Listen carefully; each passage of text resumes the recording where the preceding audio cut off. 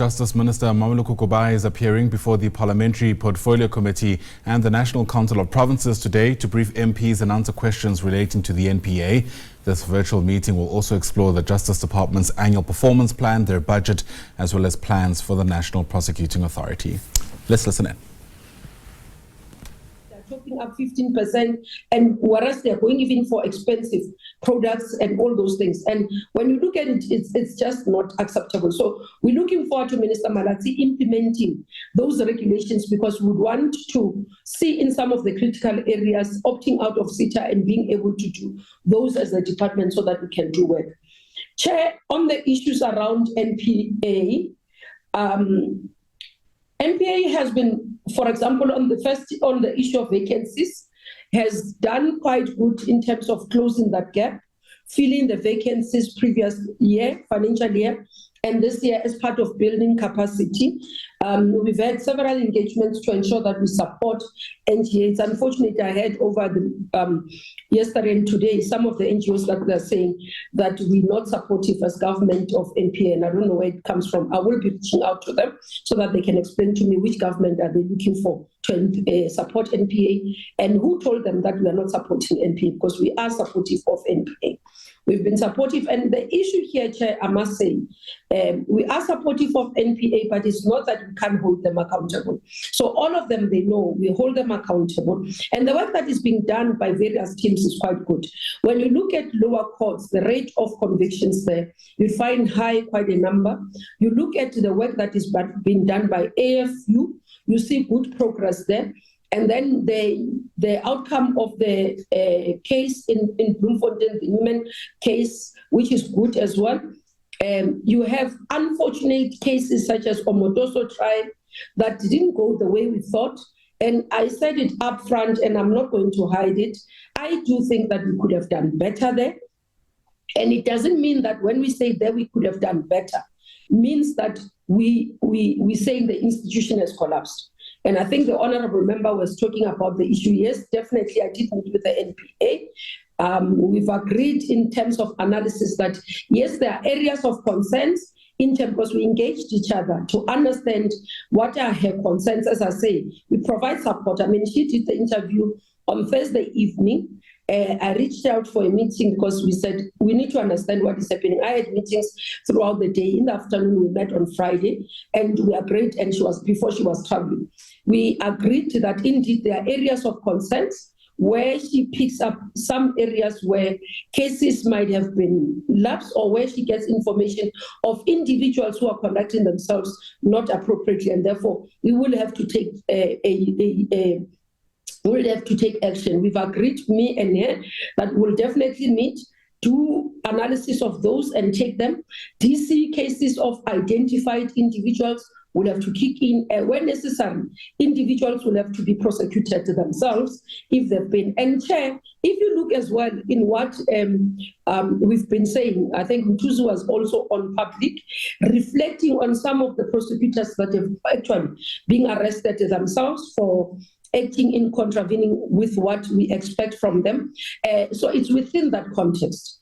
And I hope that, Chair, this matter can be explained better. I don't think there's anything to be taken out of it from where I'm sitting, and I do believe that the matter has been laid to rest. What we will come and explain and deal with is extradition in detail, as you have requested. And just to indicate, give comfort to members, it's not all the cases. So there would have been a fluctuation between NPA and the department on extraditions, where others would be approved by a minister, others would be approved by the DG, others that would be done by NPA themselves. So we're consolidating all those so that we can be able to ensure that minister does sign all of them. There have been others that are before court. I've asked them to bring as agent matter so that I sign them. They are not delayed and they are not compromised. There are quite a number that are not affected, Chair. Somebody had asked me whether the Bushiri matter is not affected, the AKA matter is not affected in Swaziland, and also the Gupta matter is not affected. So I can say that upfront in terms of the current. We are looking at all of them. There's been one that tried their luck last week in terms of their appearance, not being wanting to be extradited, saying that the minister didn't sign. Only to find that one was signed as well. So we do make sure that where there's a need for minister to close the gap, we close the gap, ensure that we do clean up in terms of historic issues where there's not been the right authority as the executive authority signing in terms of NPA. Moving to the SIU area, Chair, just to indicate that work has been happening here. I think one of the issues that we must comment as NPA is around their communication, being able to articulate to South Africans what they are doing, justifying their existence, and giving progress in various areas. That has been one of the issues that we also addressing. There's been an issue around how do we manage preliminary report and final report between ourselves and Parliament, because there's quite a lot. You find that SIU is expected to come to Parliament to account. You find executive authorities are saying, but why do you engage in the public in terms of preliminary reports instead of waiting for the final report? But in terms of their work, being able to stop contracts, being able to protect more wastage of resources of government, I think it's one of the things that we can commend. Work has been continuing and they've been meeting their targets. So it's one of the areas that I'm comfortable with. As I conclude, Chair, I want to speak on the TRC matters. Chair, on TRC matters as well, quite a lot of progress has been done. I think where we are missing, it's the community project based on the report before that was done by Parliament in 1993, adopted by Parliament. The community projects are not yet implemented as per our projects. We will fast track that as well. The issue of housing is still lacking in this area. We have through NPA, Chair, which is commendable, the work that NPA is doing in terms of opening of the inquest. That has been done. You would have seen the CREDOC 4 as well recently, the COSAS 4, but also the former president of the ANC and SG of the NC. So you would see that, Chair, quite a number of them are being done and continue to be done based on the work that has been done to look at assessment. It's not all inquests that will be successful in terms of reopening, depending on what has been. We've taken a flag as government in that area, particularly to say we've delayed in these areas, but work is being done. In other areas, work has been done. Others are starting. So we'll continue to explain to the public in terms of our progress. And also just to indicate, Chair, we are at the end in terms of those that were executed at the gallows in terms of their handing over to the families and reburial. I must say as well, the task team under NPA has done a fantastic job in this area. Almost finishing, we're looking at this financial year to have concluded all the people that were killed at the gallows and being able to give back their remains to their families and closing that chapter. So that is the work that we are doing, Chair. I thought I should highlight upfront and acknowledging from the executive authority some of the challenges that we need to deal with and some of the areas that we'll have to close. With that, Chair, I would request that through the DG we do the presentation again. After they do the presentation, if there are gaps, I'm going to request, Chair, that you allow the Deputy Minister to close those gaps so that we hand over for you for questions and answers. Thank you very much. Thank you very much, Minister. Of course, after the presentation, we'll allow the TM and we can allow the NTPP to fill in if they think that there's been gaps in the presentation. DG? I'm sorry to interrupt the DG. Swart. Hold on, DG. Mr. Swart? Yes, can I just give an indication of how long you will allow the presentations for to ensure that we've got enough time to engage on the issues? Morning, Minister, morning, DG. I just wanted, Chair, for you to give that indication, which we normally do. We normally do that at the beginning of a session so that the DG knows, because it's a very long document, which we've all gone through, but I'm sure he wants to highlight a number of issues. Thank you, Chair.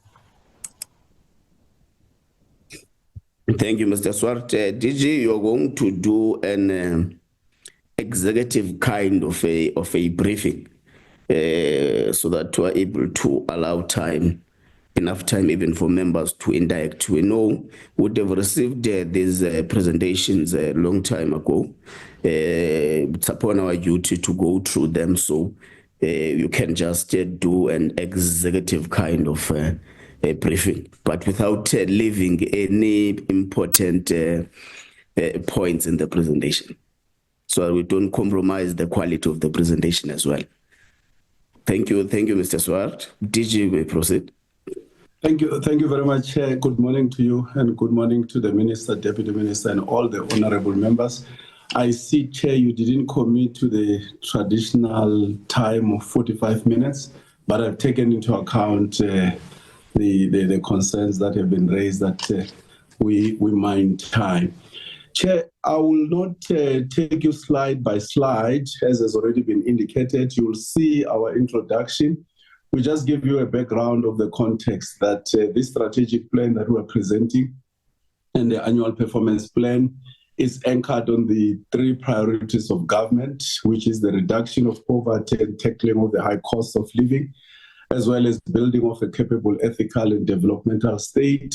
Those are the two areas of the three priorities of government, the third being the building of an inclusive economy, and which as a part of the system, we believe that the justice system is very critical for creating a conducive environment for foreign direct investments that will create jobs and deal with the challenges of unemployment. In slide number 3, we just indicate that there's a continuity from the previous medium-term strategic framework in which, from the year 2020 and 2021, the department's performance was sitting at 66.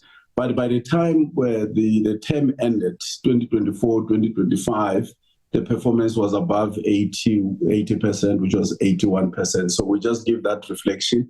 And immediately, of course, the mandate of the department is known, both constitutionally and legislatively. We won't bore you with the details of all those legislations, but we list them as a part of the requirement that this is where we anchor our work, including court rulings.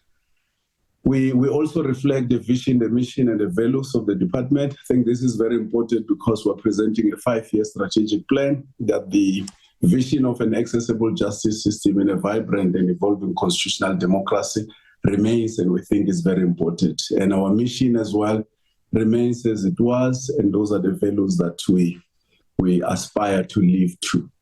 In number 7, which is budget programs, the budget of the department, which is part of the presentation of the annual performance plan and the strat plan, is broken into 5, which is administration, as well as the administration of the lower courts as program 2, as well as state legal advisory services, legal services, which is program 3, and program 4, which deals with the National Prosecuting Authority. And program 5 deals with auxiliary services, which includes the transfer of the budget to legal aid, the SIU, the public protector, the South African Human Rights Commission, as well as the program on the integrated justice system. The medium-term development plan, which has been developed as a program of government over the next 5 years, the department makes a contribution, and we identify the specific areas that we contribute to in that broader plan of government, which is social cohesion and building, nation building, reformation and integration and the modernization of the criminal justice system, the security of our cyberspace, as well as increased safety in the communities, particularly for women and children, the reduction of the number of priority offenses, and the advancement of South Africa's foreign policy for a better world. In number 9, we look at strategic assessment. We show that the medium-term development plan commitments, as well as the SONA and the plan that we're presenting as a 5-year plan, together with the annual performance plans, all of them are aligned together. Number 10, here, honorable members and chair, we present what we consider to be strategic outcomes for the next 5 years. As part of the mandate of the department and the work that has to be done, for 2025 to 2030 5-year period, these are the 9 strategic outcomes that the department will be focusing on, which is 1, building a capable... Hold on, TG. The slides seem not to be moving. Who's flighting? I think my colleagues are flighting. I don't know whether they are frozen on their side, Mr. Gelebe and Terence.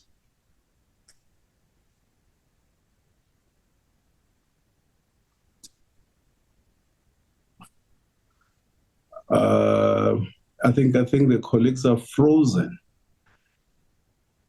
Mr. Gelebe, are you? Yeah, I think that's why this.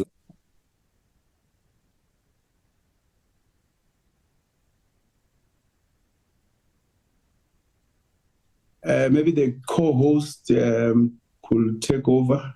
Committee Secretary, are you able to help us with the flighting? Chair, I will try and get somebody from the department to flight, but in the meantime, I will be doing it. Okay, please do that. You can proceed, DG, whilst they are busy. Yeah, you can move to slide 16. That's number 10, strategic outcomes. So those are the 9 strategic outcomes that will guide the work of the department. Firstly, as I was saying, dealing with building a capable, efficient, effective, and ethical department. And the second being the reform and the integration and the modernization of the criminal justice system. And thirdly, building an efficient, resilient, and strengthened justice system for an improved accessibility. And fourth, being the advancement of constitutionalism, promotion of human rights, the rule of law, and international cooperation. The professionalization, modernization, and improvement of the quality of state litigation, legal advisory services, and broadly legal reform. And the transformation of the legal profession for an improved access to justice remains critical, Chair and honorable members. And of course, the fight against crime and the crime of corruption through prosecution, and the review and replacement of colonial and apartheid era justice-related legislations, and the improvement in terms of the awareness of the justice services and community outreach programs. As I proceed in the first outcome, strategic outcome, which is about building a capable, efficient, effective, and ethical department, here we focus on matters of auditing, making sure that the department manages the resources of the state in accordance with the laws. And our desire in the next 5 years is that the department at least should have an unqualified audit opinion without any material findings. And that's what the Auditor General calls a clean audit. Our baseline, of course, currently is an unqualified audit. And in this area as well, we look at building capacity in terms of training for both the officials of the department as well as the sector through our Justice College and our Human Resource Development Plan. But also we deal with matters of misconduct and grievances in the department as part of building a professional department. And also we look at security of officials as well as in particular the judiciary as part of outcome number 1. In terms of outcome number 2, we focus on the reform and the integration and the modernization of the criminal justice system. The process is underway to review the Criminal Procedure Act, and this is still our commitment that a bill will be submitted to Parliament. But also we look at the effective management of the criminal justice system as part of the integrated justice system as well. But also equally here, we deal with the integrated justice system, the IJS, which is meant to improve the functioning of our criminal justice system in South Africa. Outcome number 3, which looks at the efficiency and resiliency and the strengthening of the justice system, we'll look at the civil side of the justice system, the civil justice system. There are a number of policies that have to be reviewed over the next 5 years in order to strengthen the system. But also look at the contribution of the traditional court system in the different areas in our country. And the development of regulations are underway as part of that contribution. The creation or the designation of additional numbers of sexual offences court will also play a critical role in building a strengthened and a resilient justice system. But equally, we'll look at the number of issues that are taken through the courts, including the issue of sexual offences in general. And as part of that, as well, building an accessible justice system, the refurbishment of our buildings, as well as renovations, and also building of new cores will be part of the focus as well. My apologies, Chair. I think the slide on my part has moved out of that alignment that I had. All right, so you're listening to a virtual briefing from the Justice Department before Parliament's Portfolio Committee, and we've been listening in really to the presentation of the DG of the department, Dr. Mashabane, I should say Advocate Dr. Mashabane at that, outlining really the department's budgetary priorities and essentially what they reckon is being done by the NPA, or at least taking stock of the work being done by the NPA. Before that, we had heard from Minister Mmamoloko Kubayi, who once again had commended the National Prosecuting Authority, notwithstanding their challenges. She says they've done a lot in trying to fill vacancies. She's also repeated that a whole lot more could have been done in the Omotosho rape trial. She's also spoken about how the NPA seems to be transparent, even though, of course, they're facing a number of challenges. We'll continue listening into that briefing, of course, given how important it is for the country's prosecutorial powers, so to speak. We know the NPA, of course, has been in the news over the past couple of days, perhaps weeks, months, longer than that, when it comes to just some of the constraints, especially with the recent interviews given by NPA boss Shamila Batoyi around, quote-unquote, infiltrations taking place.